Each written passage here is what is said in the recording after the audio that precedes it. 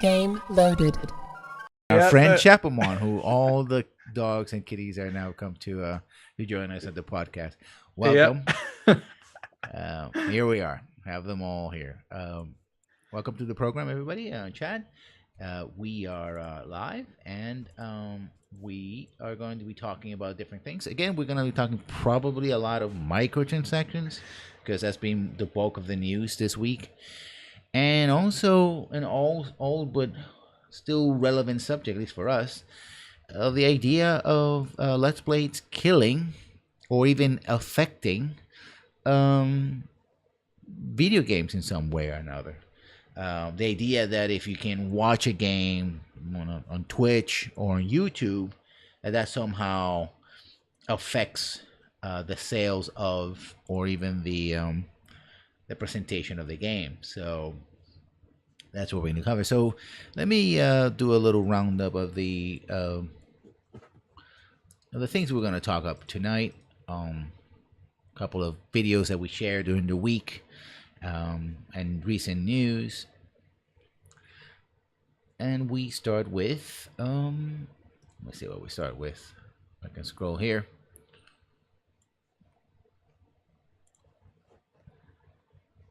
Just a second.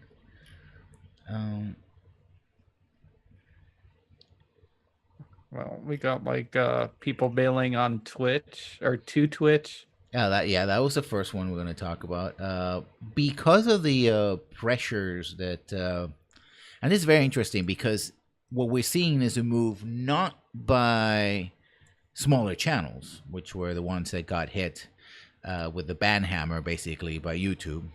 Not even a ban hammer; they're just basically like, well, we're not going to support you financially anymore. If you don't do X, you don't have these numbers minimal, we're not going to give you. I mean, there were always some numbers so you had to reach in order to get some money from YouTube, but they're said they're basically upping it up. And the way YouTube said it's like, oh, we have to do this in order to filter our content and make sure that the right people are here, etc.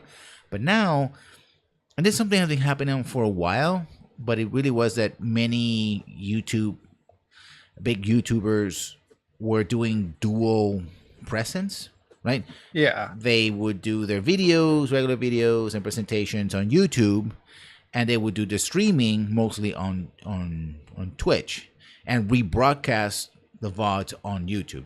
That's the way, the formula. I done it. We do it with the podcast and some of the videos I done. I believe like Angry Joe, it seems like he'll edit down like his streams and re-upload them on YouTube and just kind of put like the best parts together in one video. That's something that's been going on for a while. A lot of people are doing it.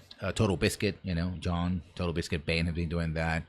Dodger, Jesse Cox, etc. And people I follow on Twitch as well do that. I do it myself. I sort of try to stream to take the fat out of the, especially the beginning and the end of my videos with music and stuff like that might not be YouTube friendly, and go from there. But aside from that, that was a shared environment, right? Yeah. Maybe even a wink and a nod, a gentleman's agreement between YouTube and Twitch. But as YouTube has become more and more, or should I say less and less responsive to the wants and needs of their stars and everyone else in the platform, especially in the gaming space, Twitch has now basically opened the floodgates and said, well, come on over. We have a home for you, for your VODs, for your live stream, for everything. At a time, of course, that YouTube is still struggling to have their streaming service take off from the ground, especially with gaming. Yeah. So I think it's a matter of yet another series of mistakes made by YouTube, and not so much any one thing, but sort of the whole thing sort of creates a very negative attitude around YouTube. And so people are like, we don't want to be in a place that is getting a bad rep, basically. Yeah. I can see that. I mean, I'm not particular on whichever platform to stream. I kind of mostly just use YouTube because that's where most of my watchers are going to be. And I can't imagine trying to get them to go to my YouTube or to my Twitch channel to go watch me over there instead. Mm-hmm. Just because it's more convenient for me since my presence is mostly on YouTube. Yeah, I mean, also as most of my presence on YouTube, I started on YouTube, and I'm still, doing YouTube. But Twitch has taken more and more of my time because I find doing the live streams to be far more engaging. Doing things Yeah. on the fly, right, as opposed to, sitting down, making a video, trying writing scripts or notes and getting structured and getting the time to do it, etc. And messing with the audio because where I live here is an apartment, and so what rain, shine, dogs, cats, thunder all comes in, right? And it's like I don't have a studio space yet prepared for it, so you know that's the thing. And dealing with that and limitations of audio and whatnot. And so yeah, but also I find Twitch, the once you sort of get the small hurdle, the technological hurdle of Twitch, trying to figure out things like OBS and stuff like that. It's very welcoming, right? And the community is very welcoming. So I think that's part of the thing. A similar vein, but more on video game side, is Destiny 2 also having problems because people, Destiny is not necessarily becoming toxic in the way we used to talk about games as being toxic necessarily, but rather it's become, I think the word would be tainted. Yeah, I would have to agree with you there. Tainted's probably a good word. Now, With just controversy after controversy, it's just we don't really hear much good coming out from Destiny 2 nowadays. and this is a game which its predecessor made a lot of money, certainly. Also had its share of controversies and problems, but one that, as of right now, officially stands as one of the most expensive game ever made, with a budget of $500 million. That probably that budget includes not only development of Destiny but also development of Destiny 2 as well. I'm thinking that it was a It whole has to be. 10-year program that Activision and Bungie had for Destiny, right? Yeah. But still, we're talking about $500 in a single game, where the runner-up was GTA 5 with around 275 to 280 million, right? And so both of them have made their money back, certainly, being very extremely profitable. But yeah, Destiny, especially Destiny 2, and I think it's part of a trend of follow-up games that, again, are tainted by their predecessors, right? The first game comes in with a lot of hype and a lot of promise, and people get into it, and it's great, and even like Destiny was successful. Yeah. But then it's like, okay, you're gonna give me another game. What are you gonna give me? And then the other game doesn't. But the problems sort of carry over. It's like, okay, this game, and you don't really feel that there's a fix in the second one, and then Yeah. on top of it has its own problems as well.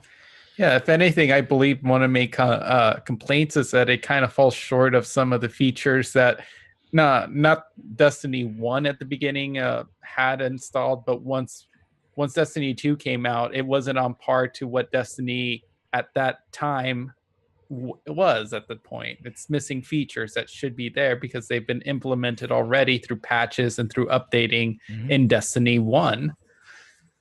And not to mention all the controversies that involve throttling XP and then like fixing it, but not exactly telling us that we're going to bump up the experience bar a lot higher now. So you have to get more experience now. Then there's, of course, glitches for products that you're paying for that aren't working as they're supposed to. Festivals kind of encouraging you more, leaning more towards buying microtransactions. That people are just starting to get sick of it, and apparently now it's starting to trickle down into the mainstream because now there's an analyst that is kind of thinking that Destiny, Bungie could probably bounce back a little, but we don't think they can. Yeah. And that feeds into the idea of being tainted, right? Yeah. When you have Let's Players who are going like, okay, we had enough of Destiny, we're going to move to the next game, etc. One of the things you want, again, talking about streaming, is that you want your game to be big enough that it becomes sort of like the backup. like streamers will play, and even streamers who play the latest and hottest games. Like, oh, I have no hot new game. Okay, let's go back Yeah. to COD. Let's go back to Stardew Valley. Let's go back to Destiny, right? That's the filler, or World of Warcraft, whatever is a game that they play as a filler, right? So you want people to keep coming back, or we have a new expansion. So yeah, streamers are going to come back to that. But if streamers are leaving Oh without, yeah, you the know, streaming numbers are down compared to Destiny 1, and then there's also news that a bunch of YouTubers that make strictly Destiny 2 or mm, Destiny videos, mm, they're bailing. They're having to look at different forms of videos that they can make now because people aren't watching Destiny 2 videos anymore. And even if they were watching, a lot of the creators aren't having fun anymore. They're finding it difficult to either come up with something to talk about Destiny 2 that's positive about the game, or they just flat out don't have fun with this game anymore. yeah, it becomes a And that's chore. Yeah. yeah, and that's not something that you want for a game that's supposed to be part of a 10-year plan. I think also Destiny. We will say Destiny. There'd been a lot of criticism with the original Destiny, right? But I think Destiny came out on an intersection of, hey, you have a new console generation, because it came shortly after, during that, so the Yeah. first 2 or 3 years of the PlayStation 4, the Xbox One, right? Oh, as known as also as the Xbone by many people. And while there's a long list of console MMOs. Uh, very few of them. I think the biggest one was Fantasy Star Online back in 1999 or 2000s. Uh, Many of them never have really competed with classic MMOs, right?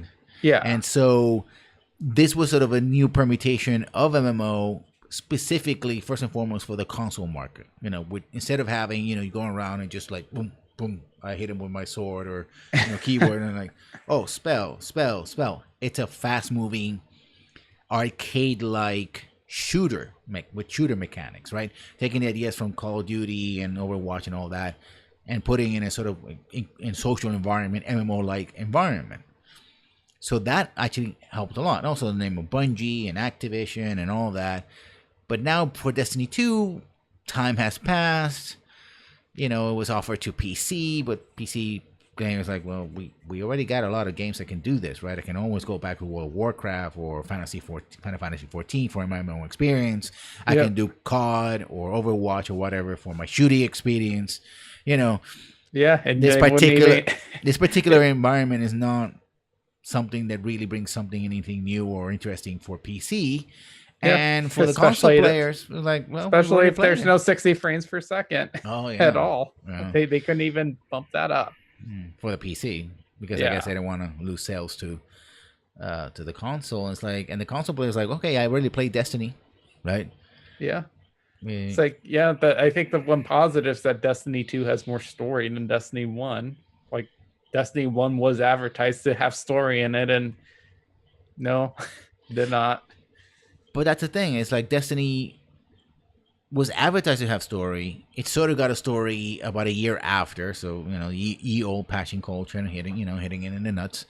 But really, I think that people, again, the console market was, give me a game that's fun, and I can shoot with my friends, and I can do the emotes, and I can have the story. Having the MMO experience and the shooter experience with the shooter mechanics that are very much at home in the console. And probably people in chat was like, well, it's much better to shoot, using a keyboard and mouse. Like, yeah, that is true. But the arcade like rapid movement and action and reflexes of the shooter, third person or first person shooter, are also very much at home with the console. Consoles basically are the modern equivalent of the old arcade game, right? So Yeah. it was a good fit back then. But now, I mean, the grind, XP, like, that's the thing that almost killed a lot of MMOs. Like, having to do the grind. It's like, I have to do this, which is not fun, in order to do the thing that is fun, right? No. Yeah, it's especially if you can't keep up with the grind and all your other friends end up like surpassing you in levels. Mm-hmm. And of course, you also got to remember it goes back to that argument of a PC elitists versus a console casuals.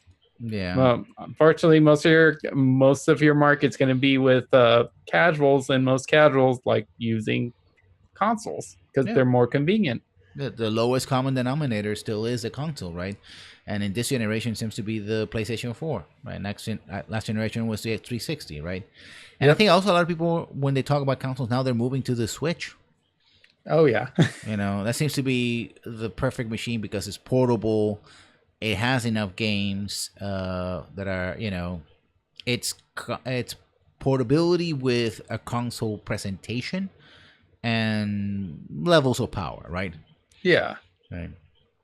Which you would have to essentially, if you want to do something other than the Switch, you would have to skip over completely over the consoles and get a gaming laptop.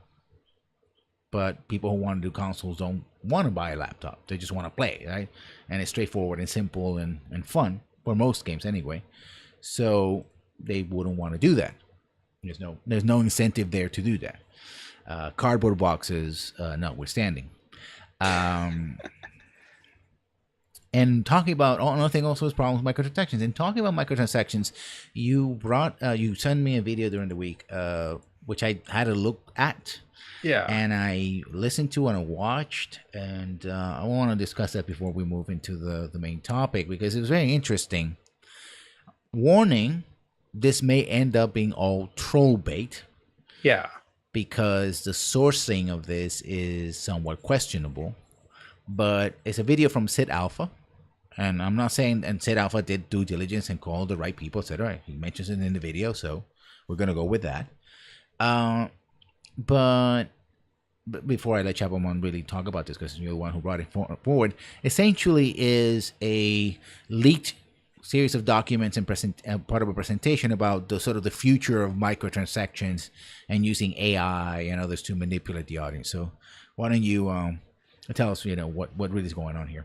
So this is a presentation that's saying that loot boxes aren't necessarily going to be the future because most people are kind of catching on to their nefariousness, and that the next kind of evolution would be custom AIs that track players' interactions, they their play information, and just kind of figure out what's the best way to get them to buy buy more microtransactions or get them to come back and play the game more.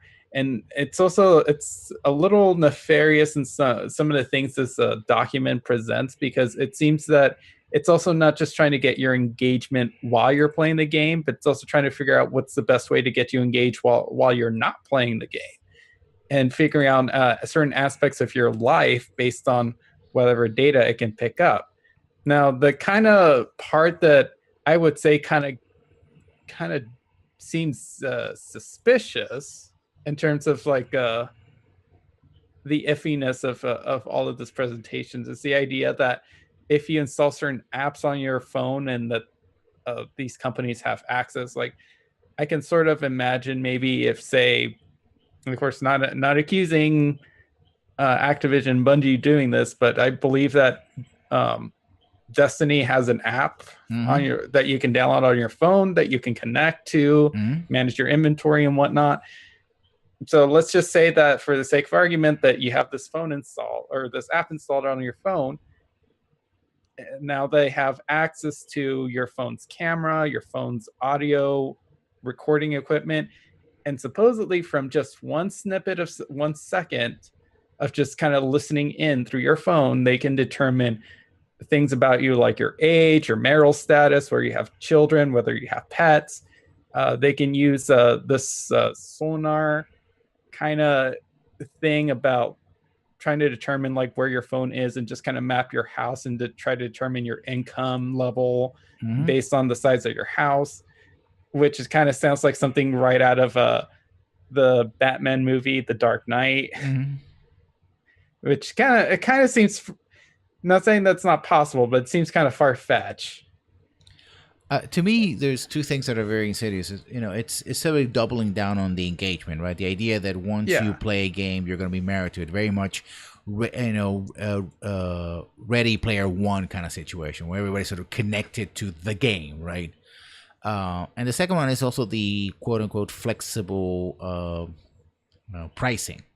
Yeah. So this AI is going to determine the best way to sell you stuff based on every bit of information it gathers and figure out what price point is going to get you to buy or to get you to come back, Mm-hmm.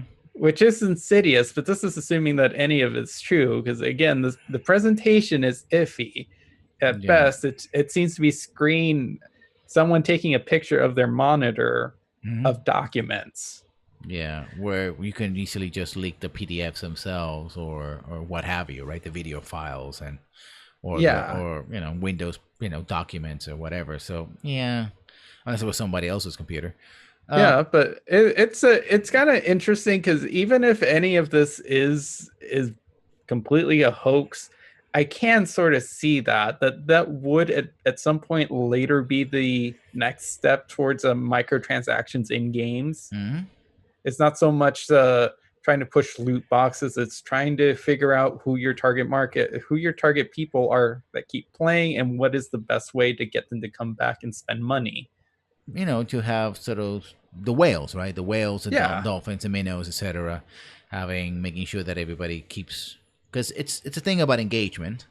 Is right now the model is to engage you as early as possible.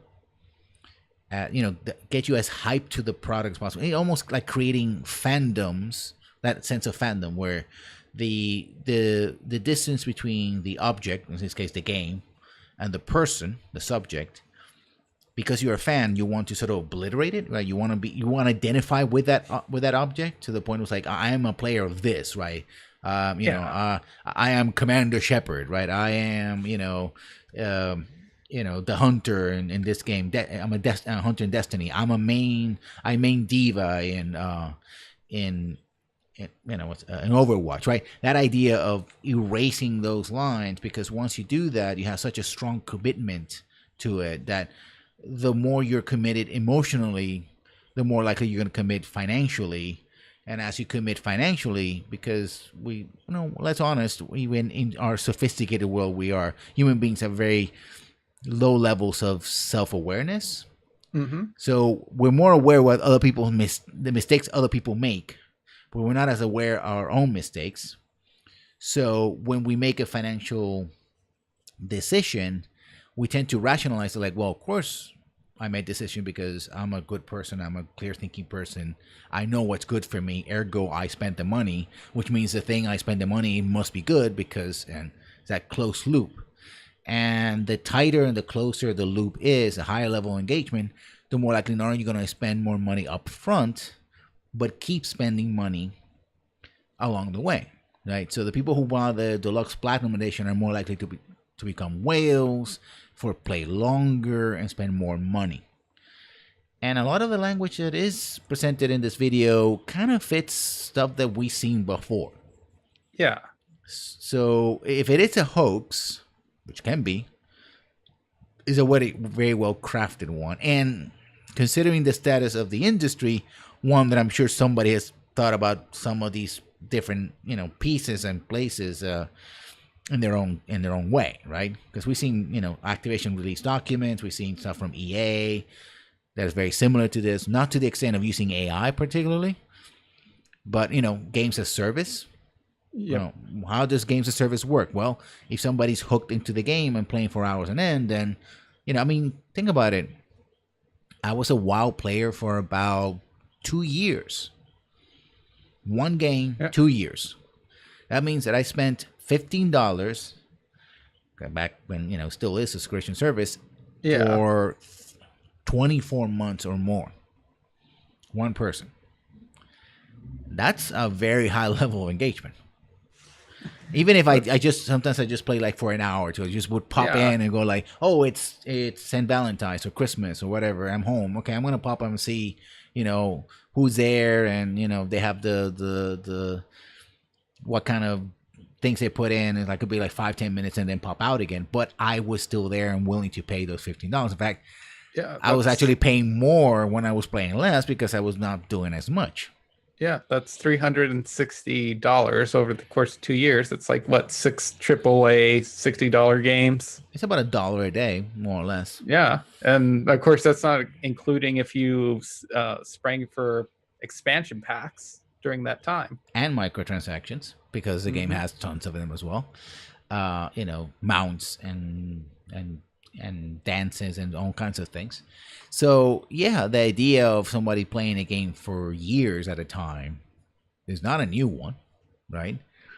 Um, and so the idea of trying to secure that, right? I think Electronic Arts very much in love with the idea of games as service. Uh, Console manufacturers not so much because they want to turn over new games because the one big game in their machine, you know, doesn't really do it for them, right? Especially because they don't get, you only get to pay one license per game sold of that one Yeah, game, right? As opposed I to mean, many games, they have to pay this license whether it succeed or fail. yeah, that might explain why Sony and now Nintendo are jumping on the sort of like online gaming subscriptions Mm-hmm. like Xbox had when they first started, paying $60 a year for being able the privilege to access not only multiplayer content but also access like services like YouTube and Netflix. At least that's what, at least with Xbox, you couldn't access like YouTube and Netflix if you didn't have Xbox Live. Mm-hmm. Yeah. But Oh, now I'm I not think sure. I think that now they're upgrading it. I think the latest plan is that essentially any game on the Xbox, you just pay the fee and you can play them. You don't actually buy the games, Mm, right? So any game that, but of course, will that be only for exclusives, right? It will be for all games. We don't know, right? And so there's that as well. And I think running out data is a video from I forgot EC I forgot the name of the I just blanked out on their name. But we're talking about that. but Um, no. except, oh my goodness. Oh my What goodness. the the video on A micro, streamers, no, uh, microtransactions. We're just talking about that. Jim Sterling? No. Defending microtransactions. So we're saying that Oh, extra credit. extra credit. Yeah, blanked out there for a second. Sorry about that, chat. That extra credit basically came up with another video, sort of trying to defend the idea that, again, video games cost too much to make, and that the $60 price point is too low, and maybe people should be, and that's why we have microtransactions and DLC and this and that. But as we discussed many times in this show, and I also discussed in my channel as well, there are many other factors involved that Yeah. are not simply a matter of it costs X amount of money to make this game, ergo you have to charge Y amount of money, which is Yeah. what the extra credit video seems to point to, and I And he can't also, agree with them. yeah, he's also trying to bring up inflation, which is like, oh, it costs this much money back in, the 90s. It should technically cost this much money now for the same price point for the same game, but that's not taking into account advances in technology.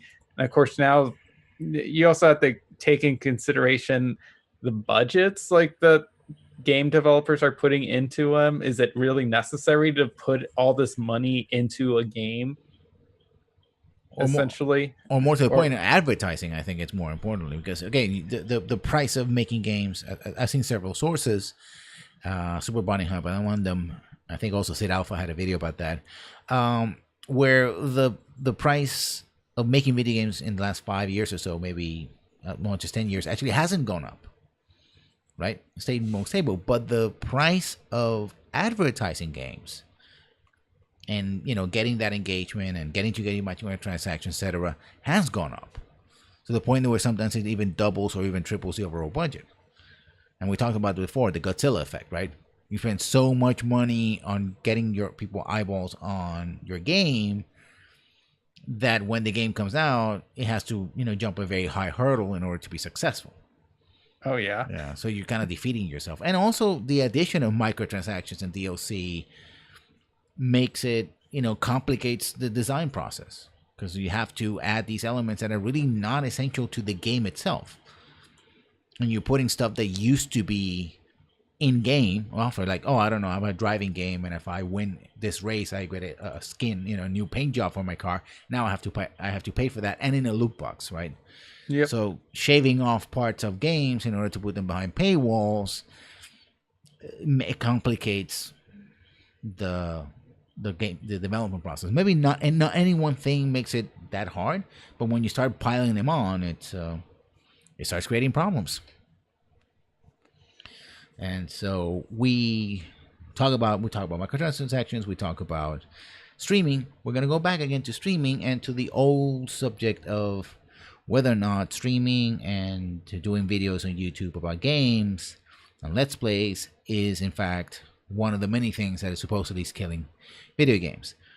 Well, not just any video game, single player experience. Single player experiences, which is ties to the microtransaction thing, because the single player experiences are not impossible, but somewhat harder to, shall we say, monetize than the multiplayer experience. Well, then again, look at Shadow of War. They tried. No, they tried, and I'm sure they made money. Succeeded. They made money on that.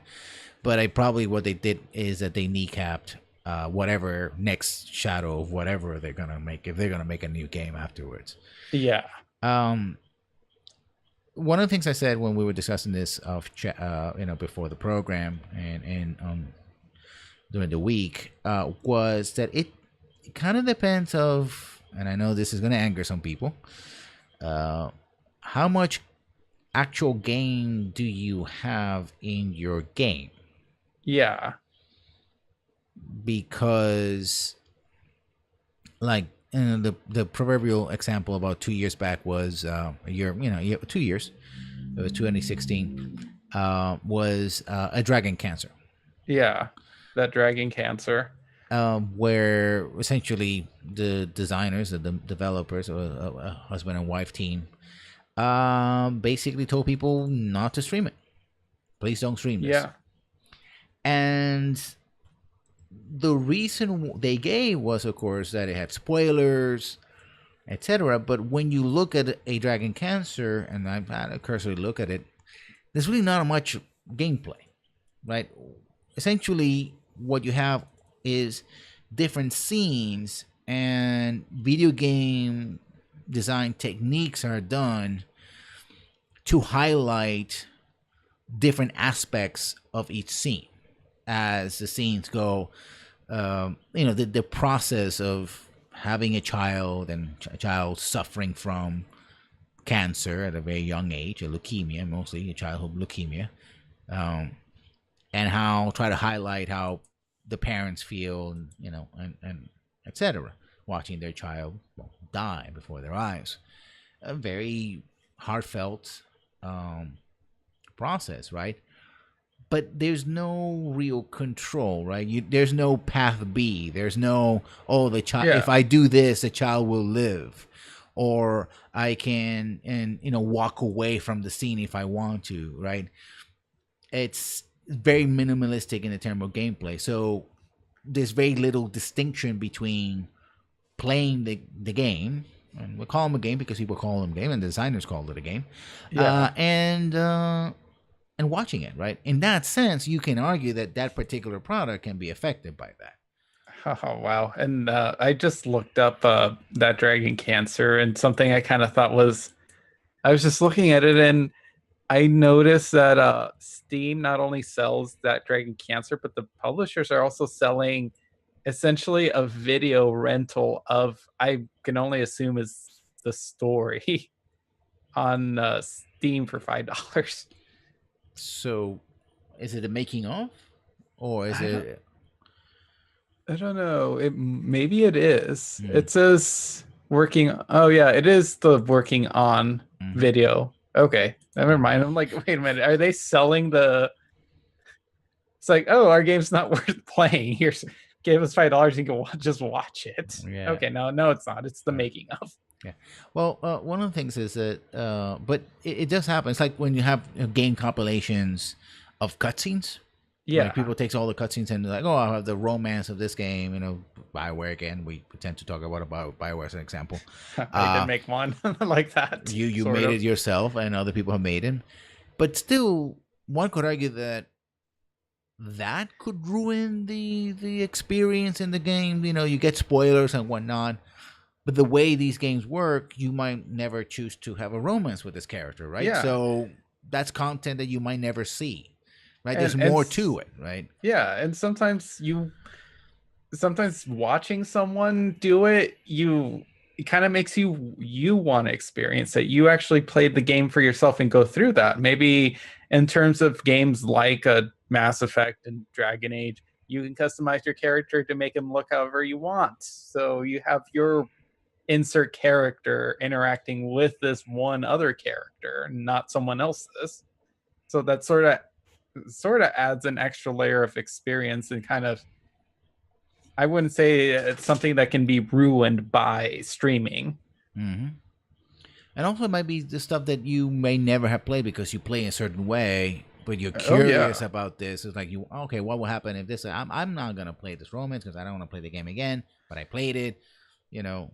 And also, counter to that is how many games are actually appealing to streamers and YouTubers, right? Yeah. Clearly, a lot of the people in the industry feel that it's a good way to boost their sales. Whether it does or doesn't, right? I think it's somewhere in between. In that there are certain games, take like your PUBGs, your Minecrafts, your GTAs, right? Where in many ways it's the emergent gameplay, right? What Hmm. could happen or what the specific person does in their own way, how they built the thing or how they turned it down, whatever. That's more, and of course the personalities is more entertaining, and that's why they go to the let's plays, right? Yeah. uh, and if you have games that favor that, then yeah, you are going to have sales. If you have very linear experiences with little or no deviation and little or no gameplay, then that I think could hurt. Having a let's play could hurt it, right? It's like just recording the games. Like, oh, here are all the highlights. Here's the secret. If you open this Yeah. door, that's where you're gonna find the murderer. Whatever. And then here's how you solve this, right? But it's like, but in many ways, also like going after walkthroughs, right? The old walkthroughs, where it's like, oh, you shouldn't publish this walkthrough because it's like the You're difference. yeah, The, you're ruining the fun of the game, or the difference was that you you're couldn't really monetize all walkthroughs. Although now YouTube, you can monetize walkthroughs as well. So yeah, video walkthroughs. And well, again, like with that Dragon Cancer, the thing I also kind of heard about it, it's not really fun to play either. That's another thing. People didn't really, and the game didn't really offer a good experience, I guess, for people. The game is a downer, and that's the intention. mm-hmm. But maybe a lot of people don't want that, and that might be just more of a niche market of people that do want to experience that kind of grim outlook and maybe just experience that mortality. So that's another reason why that game might not have done as well. And even then, like I personally, I can't imagine wanting to sit through this game's like this game as a stream. Yeah, but I think also, I mean, and again, we're getting into that very fine line of what is and was it a game. Something like that Dragon Cancer became. There's two things. First of all, I think it's more of the gaming equivalent of an art house experience, right? Yeah. It's exploring subjects that usually are not touching games effectively, or it's engaging a very old subject because we've seen it a ton of times in television and movies and books, right? The dying child and all that. So we have a cultural language about it. We have a lot of media that covers it, but there's not being a lot of attempts to use video game design techniques to explore that, which leads to the other aspect of this is like it becomes a critical darling because it has that sort of newness to it. It's like, oh my god, nobody's done this before. This is great, right? But if you stream it and you watch it, the experience again is not very different from watching like a movie of the week, except that you're watching it with polygons and and Yeah. And someone else talking over it. etc. Exactly, and that's it. In many ways, you mentioned that video about the making of, and let's play could be almost like that, right? Like, Yeah. oh, I feel sad. Or start describing the techniques, right? So somebody who is a let's play also is a game designer says, okay, I can see they were using, Unity here. I can see the asset here and the position of the Um, camera and the color palette and stuff like that. So again, it depends on what you're gauging, right? yeah, and that's the thing too. I think that kind of speaks to a game that it would be more fun to watch someone else play and comment over it and express their opinions or emotions while you just sit there watching this Mm-hmm. game than actually you buying the game and playing it yourself. Like that, I think that kind of speaks more towards the game itself Mm-hmm. than the fact that the game's getting streamed by somebody. Yeah. Your walking simulators where people are walking very linear experience, walking from point A to point B. Again, spoilers and that sort of thing. Um, and I think also ties into what we talked about. What makes a good uh, narrative or story in a video game we talked about last week. Yeah, A very highly driven narrative experience, usually a single player experience, could be, you know, could be spoiled, right? yeah, If you watch a let's play. But the person playing, the thing that people watching let's plays will, they have to know they're gonna get spoiled, right? Right. yeah. And so it's no different than somebody telling you, the season finale, explain the season finale of Game of Thrones, right? Yeah, or like sitting through and watching somebody review something that you haven't seen before, but you don't mind getting spoiled. Exactly. And again, there's always a possibility where, I mean, here's the thing. I think we talked about this, we sort of dance around it. It's like, is this something that is better experience for yourself Yeah, versus something that it's better experienced by someone else? If it's the former, I mean, I played games. I'm playing Fallout. Well, I was playing Fallout 4 until they upgraded and trash all my mods. But I know how that game ends because I seen the Let's yeah, Plays. Right? I still bought it, and I'm still playing it, or will play when the updates catch up with the game. That doesn't bother me, right? If I had a PlayStation 4, I would play Horizon Zero Dawn. I know how it ends because I saw a Let's Play. I will still buy it because I want to play in that world. I want to be Aloy and jump around and kill robots and maybe I did see something that maybe the Let's Player didn't see, it didn't focus, and I might experience differently.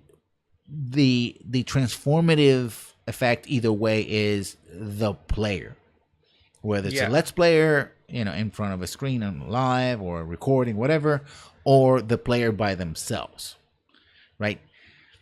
That's the thing, and how they experience the thing. And also, there's another angle to this. I think it's the angle of, and I've been thinking about this a lot lately as well, is remember about the retake movement and Mass Effect and all that, and some other things I watched. Actually, a video that I watched about apologizing for, to the writer of what's the series? It's a vampire series.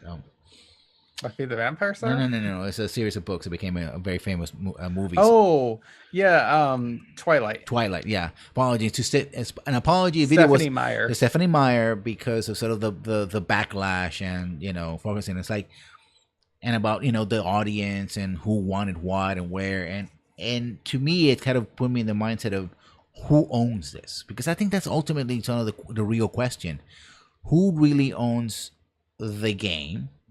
Which parts are owned? And which parts belong to the audience, which parts belongs to the creators, which one belongs to the let's player as a sort of transformative event, right?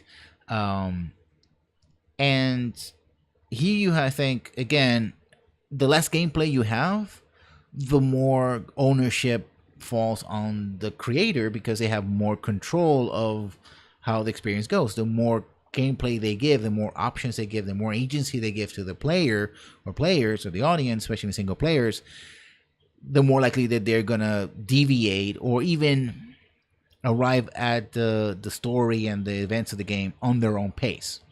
Like somebody might just rush through it, right? And somebody might take their time. And that alone, just the pacing alone, can change the way you experience a game, right? Yeah, definitely. And I think that's the thing. It's like who owns the experience of the game, right? Do I own it because it's individualized and personalized, or does the developer own it and gets to shape it as much as possible? And I'm just sort of being an audience member to their creation. I think that's an important question that is nobody's really has raised. I think, well, or maybe they have, and never heard of it, which is totally possible considering everything else. But it's a good question to raise, and I think it's something that perhaps we might actually have to do a second podcast on, and as part of like the idea who gets to own what, where, and why. But I'd like to hear your thoughts about it and how does it affect us. So, who owns the experience? So, I brought this up to you, and this is the whole thing that I did a let's play of an adult novel, visual novel, sort of. It had sort of like puzzle elements. Um, I did an initial let's play of it. I had to heavily censor this video because even the text boxes, the framing of the text boxes had some inappropriate content. So I had to go through and meticulously edit down like everything, censor everything, and um, I not only because I wanted to provide sort of like a little fun experience for my channel, have something kind of fun for anybody who wanted to watch it. Mm-hmm. But not only that, I kind of also want to promote this game because I'm like, oh, this looks silly. I really like this studio because I've loved their past games, and I'd like this game to get more attention. So I did a let's play of it. Um, I really heavily censored the adult content in the second part because there's no way I could put that on YouTube. And the game was very linear, barely any semblance of any gameplay compared to the last ones. And the studio kind of contacted me and asked me if I could take my let's play down because they're kind of worried about um, their sales, and they said the game wasn't selling all that well. I took down like the second half of the let's play just because I want to be courteous. I'm like, I don't feel like my like editing, anyone sitting through with my terrible voice acting, reading through some of the dialogue is it's not a substitute for the game. But I'm like, okay, like I will set the one video to private because the first half is just the part that anyone could just download the demo and play for yourself for free. Mm-hmm. So that shouldn't be hurting their sales. Unfortunately, later on, this studio kind of went down, closed their doors because that game didn't sell very well. But I personally feel like, oh yeah, this game you definitely need to experience it because oh my god, it was hilarious. The ending was really stupid. You kind of have to. It's kind of a niche market, I know, but I believe people need to go out there. If you had an interest, go buy it yourself and go experience it yourself. Mm-hmm.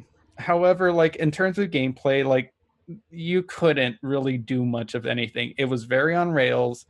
The inventory object puzzles, they're all the same. There's no randomization. There's no, even for a visual novel, there's no dialogue choices at Mm. all. Like you couldn't change any outcomes or change anybody's attitudes or the way that the characters would respond to you in any way. So there's really no customization for in terms of narrative for this game. Mm-hmm. So, mm, so, well, I think I kind of like own my own experience because the game had like certain references that unless you kind of didn't play some of their older games, you might not have gotten yourself. Uh, I'd say that in terms of owning experience, I own that experience because I had fun with it. Maybe not the way the the studio's quite meant to play it because the art in it was atrocious and not their best work either. So I try to have as much fun with it as I can, and that was my own experiences that I wanted to share with them. Mhm. And again, I respected the studio's wishes, and I did like kind of take down that second video. It's back up now because they're out of business. That game is not being sold. None of their other products are being sold. So why not? It's, If it's anybody wants to see the butchered part, it's a dead they game. It's a dead game. yeah, Yeah. it's a dead game. Anyone can go watch it on my channel if they want to. If they want to really see some gorilla get like coaxed into being a web show porn star. Wow. Yeah, It's that's what that, the that game kind of was. basically. Uh, yeah, like in terms of experiences, I own that. Like Hmm.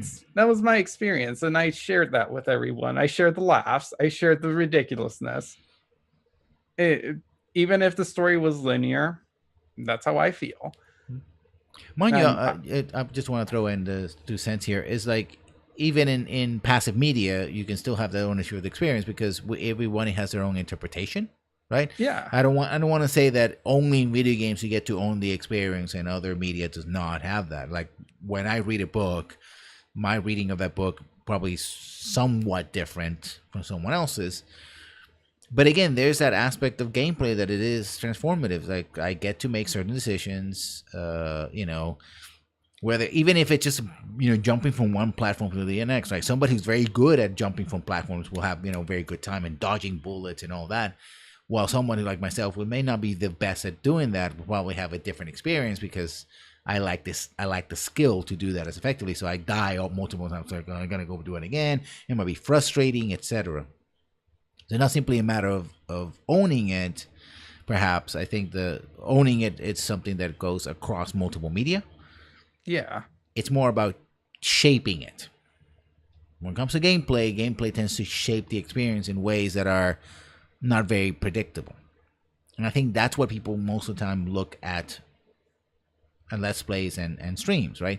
They don't simply want to see people succeed. They also want people yeah. to fail as well and see how funny you get ragdoll across the screen, or there's a glitch that you start spinning in the middle of the air. Those things can be as entertaining or more so than just playing the game. It's just going through the motion. So Oh yeah, just look at the compilation videos of the Mass Effect Andromeda glitches. yeah, I mean the making people fun of this facial expression. I think that's another aspect of it, but also own it. And now we're talking about more legalistic aspect. It's like, do you want to have your game? Because one thing is to have like a review, right? And reviews for the most Yeah, part are very general. But when you have let's plays, you can literally record every exact glitch, every exact moment. It can be extremely granular, whatever. It's not important. And I think that kind of analysis, like sort of putting, especially the kind of when you combine that with sort of the obsessiveness of fans, both lovers of things and haters of things, motivated basically by the same thing, but different connotation therein. Be so laser like that it can really taint, was the word I used before, a game, right? People like, oh, not only do I don't like this, but look at all the reasons why I hate this. Or of course in the positive is, oh, I love this and look at all the reasons I love it. I can capture and make a gif about this. And that's something that happens outside of both the social and legal control of the developer and the publishers, right? yeah, They're always taking a risk when they have a let's play, right? And I think some people are more comfortable with that risk than others. I mean, this is a discussion we're having for a while. Like Phil Fish, famously lambasted let's plays, especially of his games or game. But then again, he also had a very at times confrontational position with his fan base as well, yeah, and with his work. He famously sort of poured he famously poured his mind and soul into Fez, and well, Yeah. this is not the Phil Fish show, so we're not going to talk about. We're not psychologists or psychiatrists, and we're not going to try to analyze him. Um, that would be disservice to him and to everyone else. But suffice it to say that this is a question that has been going around since YouTube.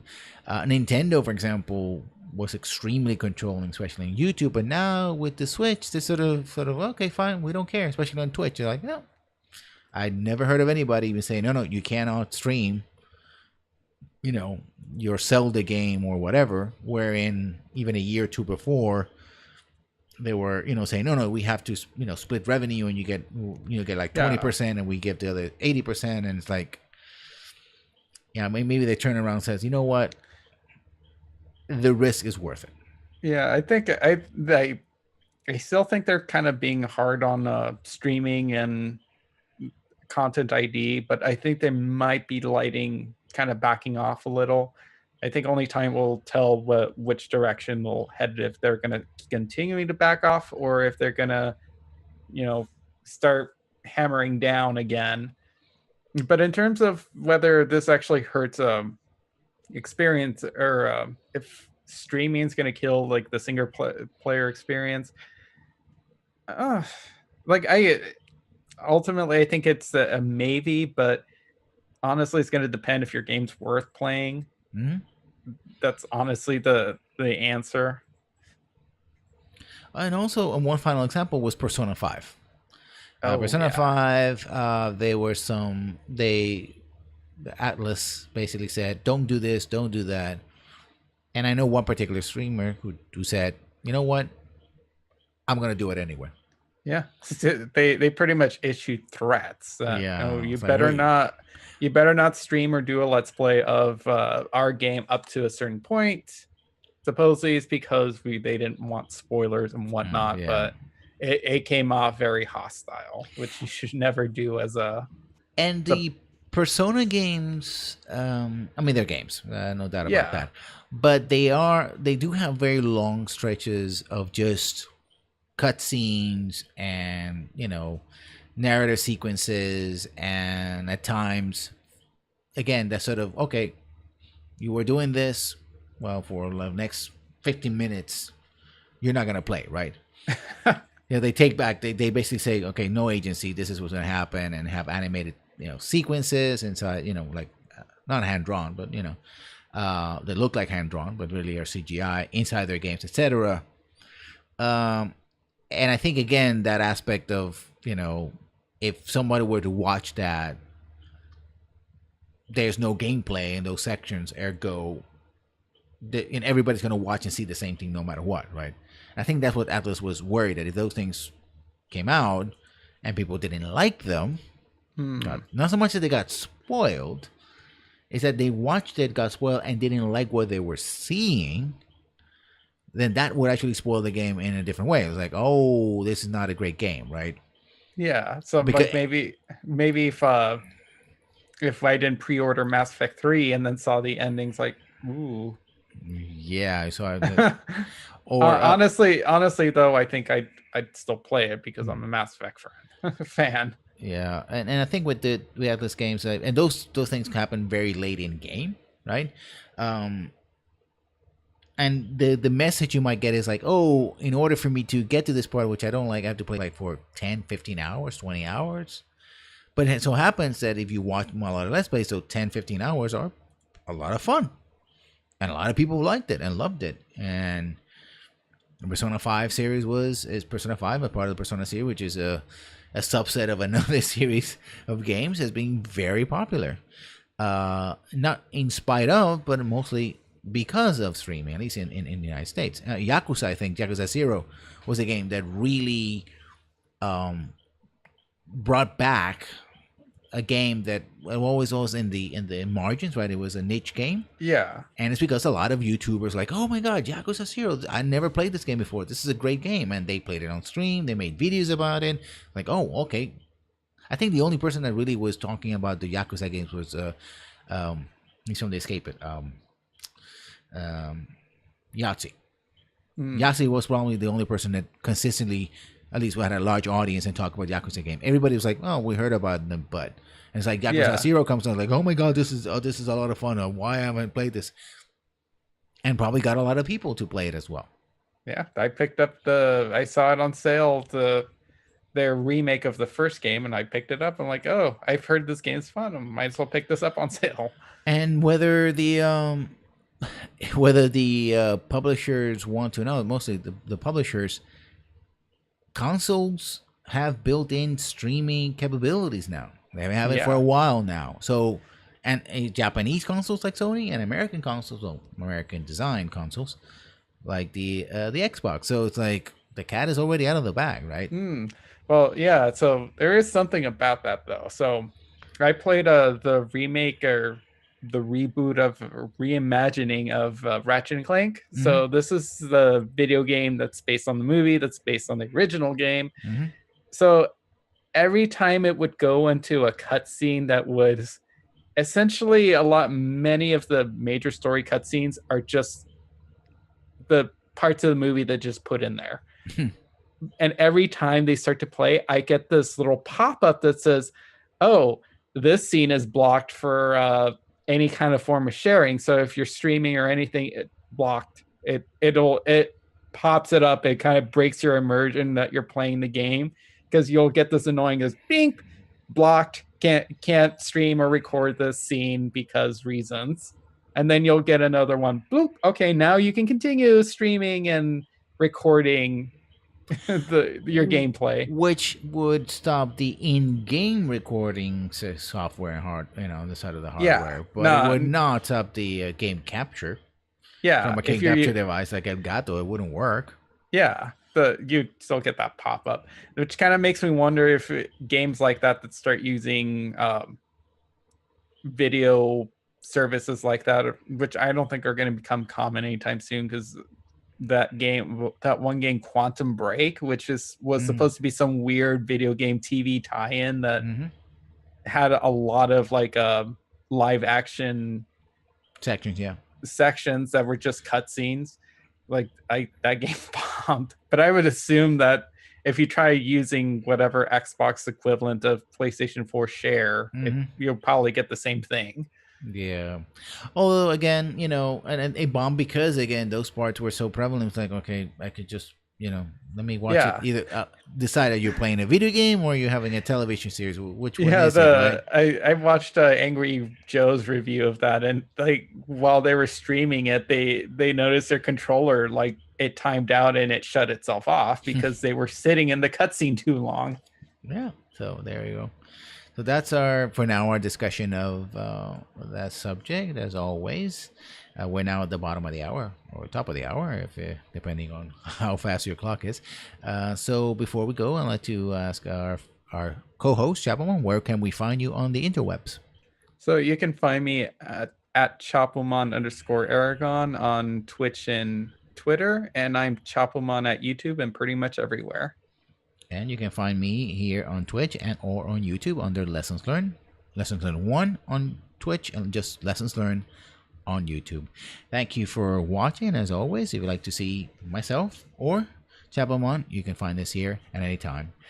Have a good evening.